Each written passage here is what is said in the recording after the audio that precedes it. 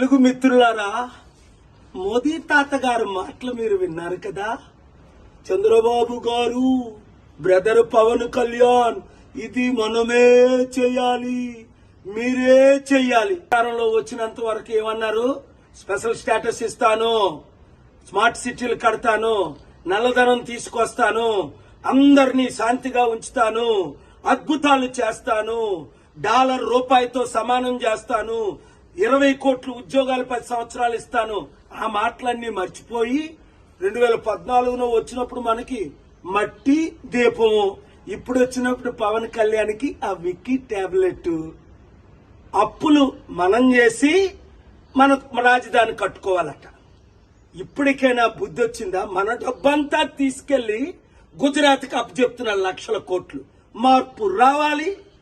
మాకు మోదీ వద్దు, మోదీ తొత్తులు వద్దు అన్నవారందరూ క్లిక్ చేయండి, వీడియో ఫార్వర్డ్ చేయండి, మార్పు తీసుకురండి.